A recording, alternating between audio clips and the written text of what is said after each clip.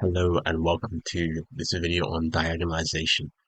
This is about George Cantor's proof on why infinity is um, the way it is.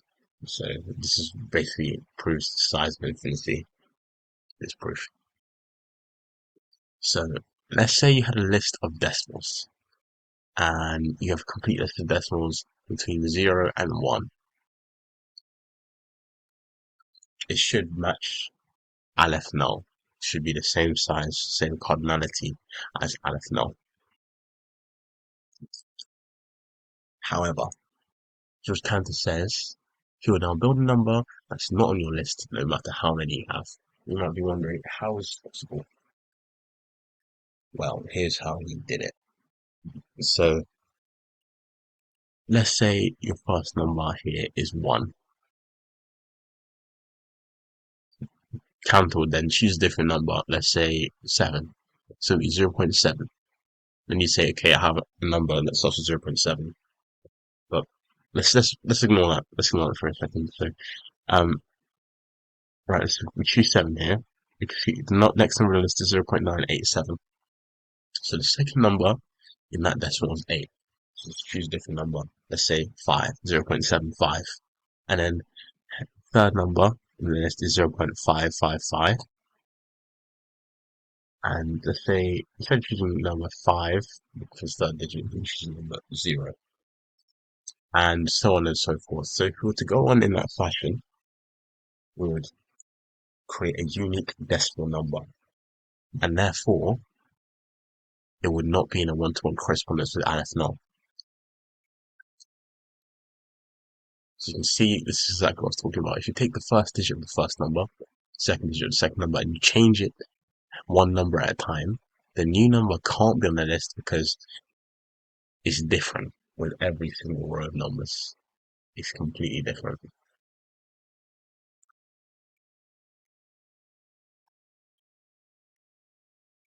And so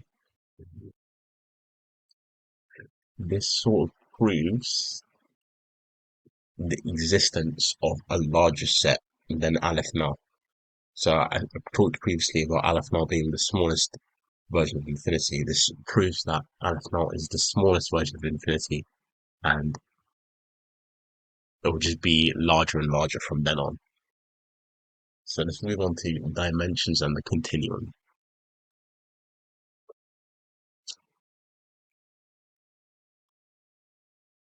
So I don't know why it's like this. Um, I think I'm gonna change it. So this is the continuum denoted by that phi like sign we have here in the middle of this circle, and is the next level of infinity, and it's denoted by 2 to the power of aleph null. Now, let's first talk about what the continuum is. Continuum comes from the intuitive idea of something that is continuous. So it refers to the set of real numbers which can be visualized as a continuous geometric line, unlike the natural numbers or integers, which are discrete. So maybe some complex language there, but it's basically saying that if you have natural numbers, which are the counting numbers 1, 2, 3, 4, etc., you're missing out all of the decimals that are in between 1 and 2, 2 and 3, etc. However, in the real numbers, it includes whole numbers like 1, 2, 3, 4, etc., but also all of the decimals in between 1 and 2, 2 and 3, 3 and 4, and etc. So that makes it continuous. However, um, natural numbers are discrete.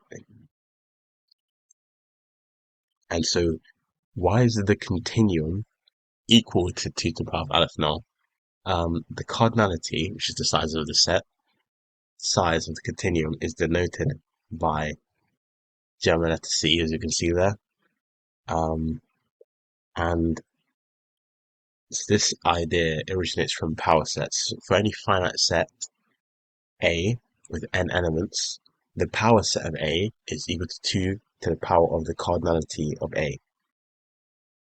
For example, if you had a set of numbers, just 1 and 2, the cardinality of that set is obviously 2, but the amount of combinations, the amount of different sets you can create from the numbers 1 and 2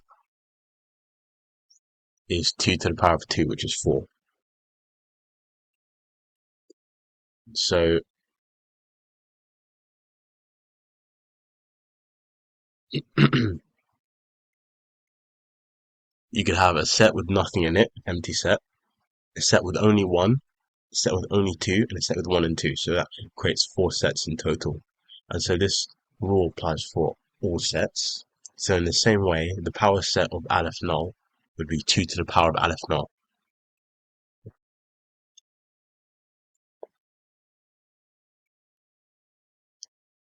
So this means that 2 to the power of aleph null is larger than aleph null itself. And so let's just think about the natural numbers, which is the counting numbers 1, 2, 3, 4, 5, 6, etc.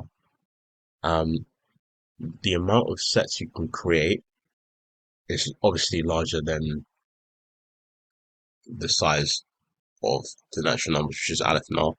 But let's just visualize it using an infinite binary sequence where 0 is the choice not to include a number and 1 is the choice to include a number.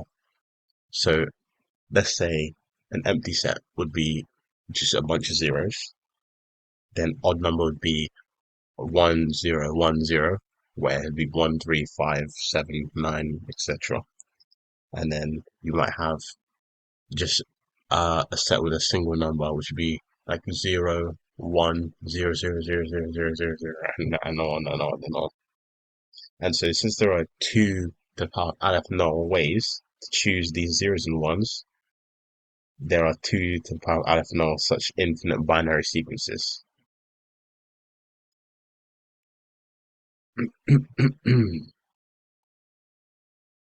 And so any infinite sequence of zeros and ones can be written after a decimal point. So if we were to take the example of the zeros and ones meaning zeros and ones representing integers, this means that we could have any combination of numbers after a decimal point that goes on forever. And so if this is possible, and because real numbers are continuous, this means that real numbers are the size 2 to the power of aleph null, because after a decimal point you can have as many combinations of these sort of this binary sequence as you like, which means that the size is 2 to the power of aleph null. If you guys don't understand, just leave it in the comments. I'll try and explain and reply to your comment. And so Cantor proved that dimensions do not matter. He proved that 1 centimeter line segment has the exact same number of points as the entire 3D universe. So by weaving coordinates together, 0, 1, 0, 2 to 0, 12, you can map every point in space to a point on a line, and size and dimension are illusions. So we'll come on to this in a further video, but it's basically saying that if you had a line, zero, and so it starts at 0 and this 1 centimeter line, we have an infinite amount of decimals in between 0 and 1. And so because each so that's also equal to the continuum of 2 to the power of aleph null. And because the coordinates in space or whatever, let's say we have 3D coordinates in space.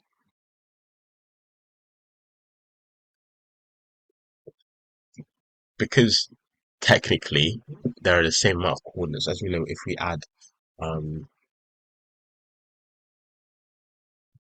transfinite numbers to themselves, we just get the transfinite number. So 2 to the power of aleph null plus 2 to the power of aleph null is still 2 to the power of aleph null.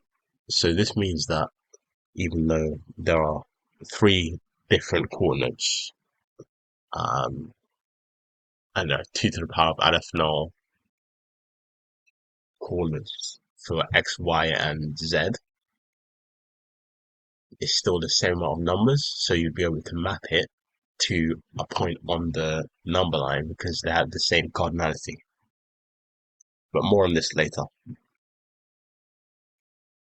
And so the continuum is like a ladder. I don't know why it's blank. Why this is blank. Shouldn't shouldn't be blank, but just imagine that aleph null is here on the bottom, and then here we have the continuum, and in the middle is sort of empty. So this middle part is the basis of the continuum hypothesis. We do not have knowledge as to whether or not there is another transfinite number in between aleph null and 2 to the power of aleph null. Just because it's the power set doesn't mean it's definitely the next level. And we, with our current level of maths, we do not have the tools to prove whether or not um, it's possible or whether or not it it does exist, this next level. So that's all for today. Next video, we're going to talk about absolute limits. Please, if you don't understand anything, leave it in the comments down below.